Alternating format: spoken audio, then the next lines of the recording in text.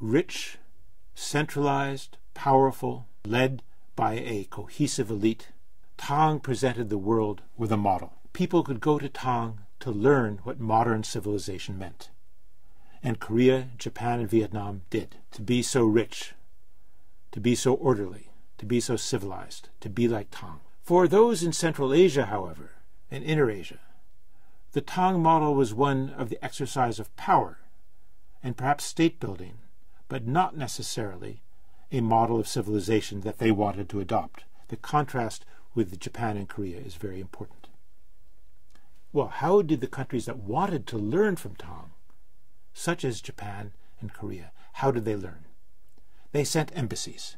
They sent embassies of students, of monks, of high officials, of their own aristocrats, to spend time in Tang, to learn about how Tang governed, to learn Tang reading and writing, to read the classics, the histories that Tang had, to learn technology. The water wheel, for example, is imported then into Japan from Tang. Tang became, through this process, the basis of East Asian civilization, or the foundation, provided the foundations for a shared East Asian civilization that crossed the barriers of spoken language in different countries. It wasn't only Tang's secular order that these countries learned. They had also been learning Buddhism from China.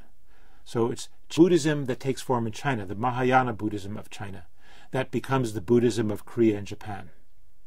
And in the mid-8th century, Japan wants to establish its presence in the world, and to do this it decides to build the greatest Buddha that has ever been built.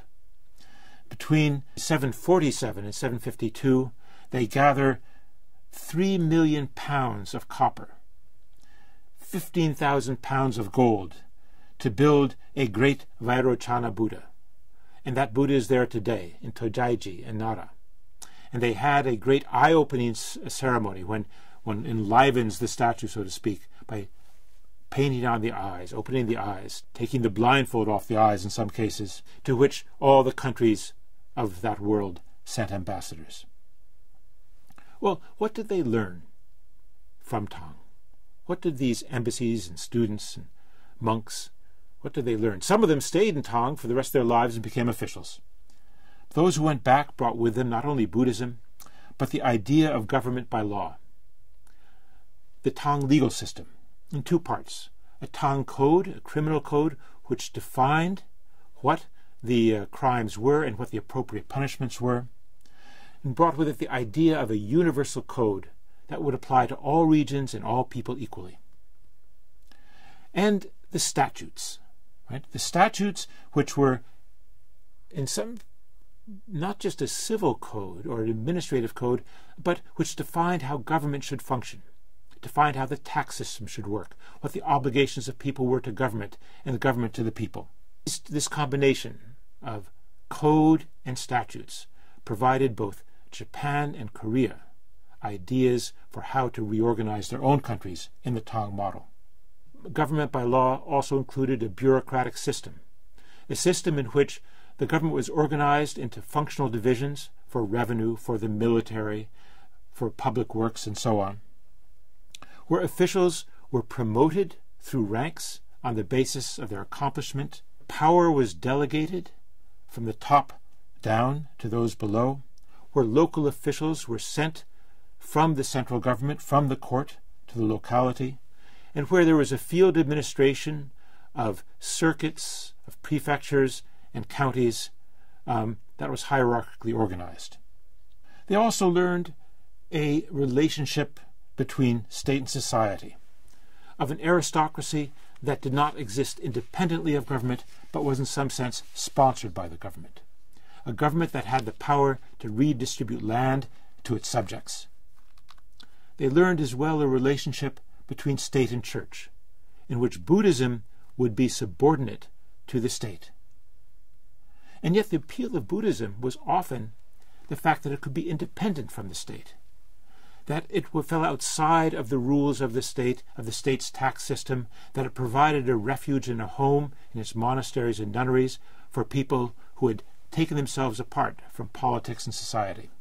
So this was an enduring tension in the Tang system between the desire of Buddhist establishments for greater independence, economic, social, political, and the Tang government's desire to dominate the religious sphere. As I mentioned before, in the 830s, the government, in an effort to gather revenue to meet with the crises, particularly crises that began in the aftermath of the An-Lushan rebellion of 755-757, the government demanded that Buddhist monks and nuns return to lay life, took away their temples, used the wood for other purposes, melted down the statues to make coin. And yet, 10 years after that, the suppression was lifted and the government went back to supporting Buddhism and rebuilding the temples, and the monks returned, and so on. There's another thing that they learned, the most extraordinary thing perhaps of all. They learned writing. They learned Chinese writing and used that writing in some sense to sound out their own language. Eventually, they would create their own syllabaries. The kana system in Japan, much later, long after Tang, the kana system in Japan, and the Hangul system in Korea.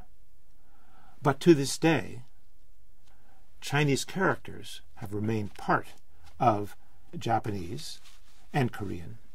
And in fact, for much of history, Korean and Japanese scholars wrote not only in their own languages, but also in Chinese.